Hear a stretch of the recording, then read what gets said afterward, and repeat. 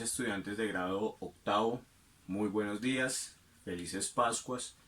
Espero hayan pasado una Semana Santa llena de reflexión eh, y de espiritualidad. Hoy continuamos con nuestro proceso de formación virtual con estas enunciaciones de clase. Con ustedes particularmente estoy algo preocupado por materiales. Deberíamos estar llevando ya un ejercicio muy riguroso de pintura, pero pues dadas las circunstancias tenemos que, si bien no cambiar el programa que teníamos presupuestado, sí adaptar algunas cosas a la labor que estamos haciendo en este espacio, digamos, virtual, y respondiendo sobre todo a las necesidades de algunos frente a los materiales. Idealmente deberíamos estar haciendo pintura al óleo, pero pues estamos recurriendo a un trabajo con los materiales que tenemos en casa, eh, digamos, mucho más convencionales y de mucho más fácil acceso. Por eso, digamos, el soporte no es la tela, sino el papel, y los ejercicios que estamos planteando, digamos, nos sirven de estudio o de base para poder plantear luego ejercicios ya en pintura.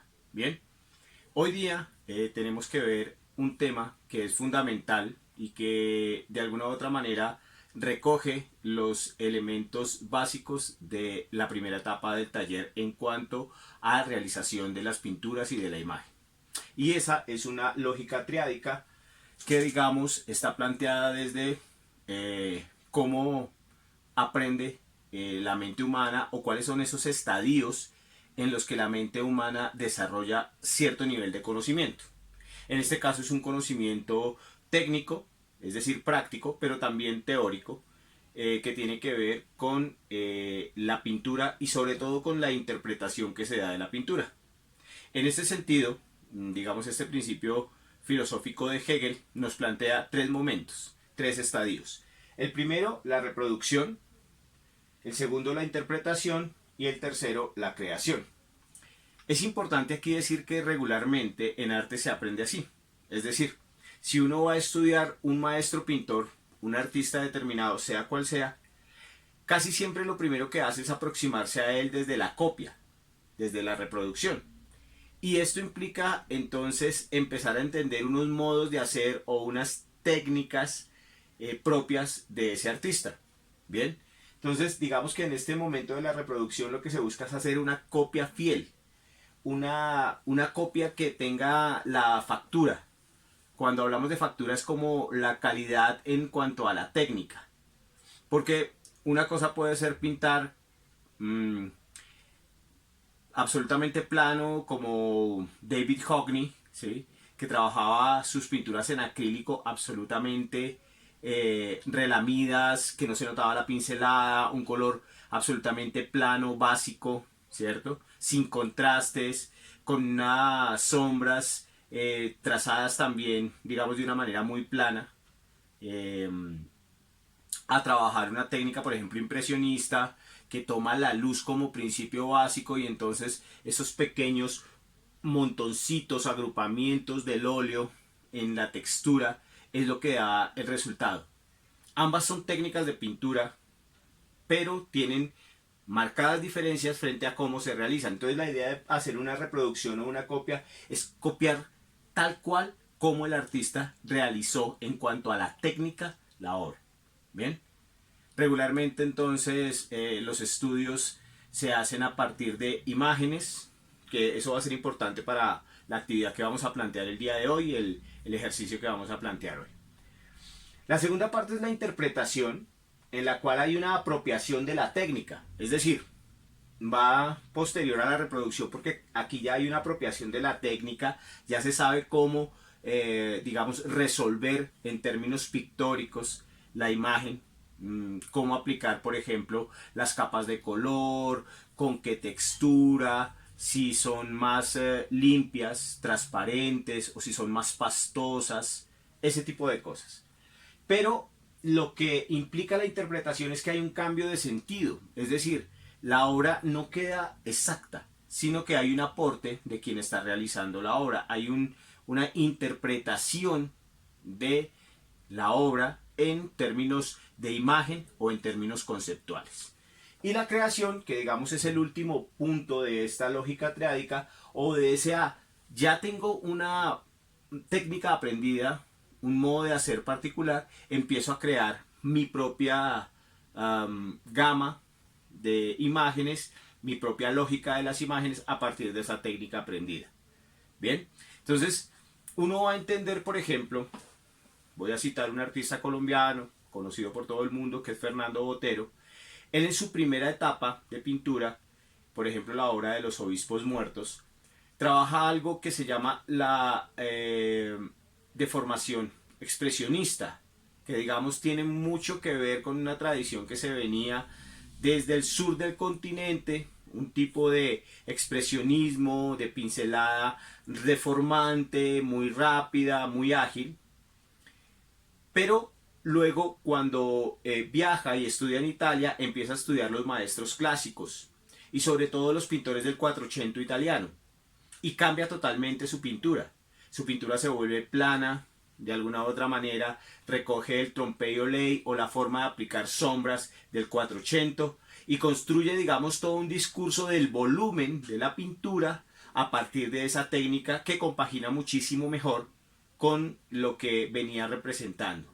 Entonces, Botero, en su boteromorfia, que es, digamos, esa forma de representar las figuras aumentadas, sobredimensionadas, bien, recoge la tradición del Quattrocento italiano, pero está creando algo nuevo. Es decir, con el Quattrocento, que es una técnica específica en la que se trabaja el verdacho, la pintura, el contraste del trompe-l'œil o la aplicación de las sombras y el esfumato, que es técnica pura italiana de siglos atrás. Él la trae contemporáneamente y la aplica en sus pinturas.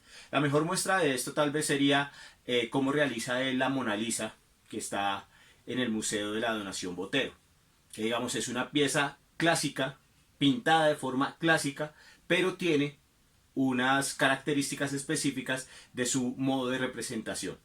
Bien, pero ¿por qué estamos hablando de esta lógica? Porque así es como aprendemos a pintar. Y los ejercicios planteados para este periodo académico tenían que ver con esa lógica. Es decir, poder lograr hacer una reproducción de una obra, una interpretación de esa obra y una creación a partir de esa apropiación técnica. Tiene todo que ver con el ejercicio que vamos a plantear hoy. Porque hoy vamos a hacer una apropiación. Lo coloqué aquí junto con la interpretación porque la idea es que esa apropiación que hagamos sea de una autorrepresentación. La sesión pasada trabajamos la idea de la autorrepresentación a través del autorretrato. Bien, podía ser a partir de una imagen o con el espejo, pero era la intención de hacer ese autorretrato. Ahora bien, ya tenemos un modelo que somos nosotros mismos y lo que vamos a hacer es una recreación, pero la vamos a hacer de la siguiente manera. Vamos a tomar y vamos a plantear un ejercicio que se llama estudios de retrato. Los estudios de retrato son comunes en muchísimos artistas que se han autorretratado. Aquí, por ejemplo, les voy a presentar al señor Francis Bacon, un pintor supremamente importante, el más importante británico del siglo XX. Hacía una pintura particular, casi tocando el expresionismo, y hacía este tipo de obras, que eran estudios de retrato. En este caso, pues, hacía también autorretratos. Aquí hay unos estudios con su propia figuración de su rostro, ¿sí? Y nosotros vamos a acudir a esa lógica de los estudios de retrato. ¿Por qué, digamos, trabajamos en lápices de color? Pueden trabajar lápices de color, si alguno tiene acrílicos, acuarelas, algún otro tipo de material de pintura, puede utilizarlo, pero son como una suerte de bocetos, de bocetaciones para llegar posteriormente, espero pronto, cuando nos reencontremos, a hacer un ejercicio de pintura mucho más riguroso. En la tradición de la pintura siempre va a encontrar uno gente como Van Gogh, que digamos se retrataba todo el tiempo, por la ausencia de modelos y demás, acudía a su propia imagen. Entonces no era extraño ver cómo, digamos, en su proceso de evolución pictórica se retrata varias veces y hace un ejercicio, digamos, de representación de acuerdo a los momentos de la vida que va viviendo, ¿cierto? O, por ejemplo, este que es un pintor también del siglo XX, que está acá, que es Oskar Kokoschka. Aquí también encontramos otro pequeño autorretrato de Kokoschka y aquí uno de Egon Schiele. El autorretrato ha estado presente en muchísimos artistas a través de la historia. Nosotros, digamos, conocemos mucho Frida Kahlo, sí, o Vincent Van Gogh, pero hay algunos otros, como por ejemplo Courbet, que hace esta elegante pintura. Esto es siglo XIX, también un autorretrato. Hay una cantidad de estudios de bocetaciones de autorretrato y pinturas de autorretrato. Vamos por ejemplo con Monet, que lo encontramos acá. Expresionista, la mancha, la pintura, el volumen o la textura de la pincelada, que es importantísimo en él. Y por ejemplo acá un pintor clásico de 1700, que es Francisco de Goya. Bien, pero ¿por qué les estoy mostrando estas imágenes de autorretratos? Porque vamos a continuar con ese tema, el autorretrato. Pero ya no, digamos, la imagen sacada del espejo o sacada de algún tipo de referente que tengamos a la mano. Vamos ahora a hacer una interpretación a partir de la apropiación de. Les voy a explicar específicamente. Este señor es Max Beckmann, pintor de la nueva objetividad, uno de los pintores que le dio gran desarrollo, digamos, a la pintura en el siglo XX. Y aquí tenemos un autorretrato de él, un autorretrato con un cigarrillo. Vemos la composición, es un tipo de figuración, digamos que no es absolutamente clásica o exacta a la realidad. Hay una interpretación ahí, un cierto dibujo deformante que, digamos, planteado en la nueva objetividad, tenía unas intenciones también políticas frente al sujeto. Aquí vamos a poner a esa obra de autorretrato de Max Beckmann de 1944 y aquí quiero presentarles mi autorretrato, asumiendo el autorretrato de Max Beckmann. Entonces el ejercicio que les voy a plantear es exactamente este. Van a buscar un referente de un autorretrato de un artista, de una obra de un artista, y van a convertir este autorretrato en su autorretrato. Entonces básicamente hacemos la primera parte, que es la reproducción, reproduciendo la composición y el color, es decir, la técnica de pintura. En este caso, si vamos a trabajar con lápices de color igual, trabajamos, digamos, la técnica lo más próxima posible, un ejercicio muy riguroso de mirar qué tipo de pincelada se tiene, de cómo se puede texturar esa pincelada trabajando en lápices y demás. Pero entonces la idea es coger la imagen de referencia, mezclarla, ¿cierto?, con el rostro de cada uno de ustedes y construir ese tipo de autorretratos. Es un ejercicio académico, digamos, bien interesante, que nos puede dar luces y sobre todo enseñar algunas cosas sobre la figuración y sobre el color. Por eso lo hacemos, por eso hacemos estos estudios de retrato. Está muy de moda en redes sociales hacer este tipo de ejercicios. Entonces, regularmente lo que hacen las personas es buscar la imagen del artista, vestirse, ¿sí?, como está la pintura. De eso les voy a dejar unas referencias en un documento anexo a esto. Y a partir de eso es que vamos a pintar. Entonces hay un primer paso, que es identificar la obra. Un segundo paso, que es ubicarse uno vestido o representando esa pintura. Y en un tercer momento va a estar el trabajo de pintura o de estudio de autorretrato que vamos a hacer. Entonces es hacer una suerte de autorretrato como un autorretrato de un artista. Puede parecer un poco confuso, pero el ejercicio es realmente muy sencillo. Les voy a mostrar algunos otros ejemplos de mis autorretratos como a otros artistas. Este ya lo habíamos visto, es Oscar Kokoschka. Este es un autorretrato como profesor. Tenemos también, por ejemplo, este, que es de Bernard Schomberg, que era músico, pero también hacía trabajo de pintura.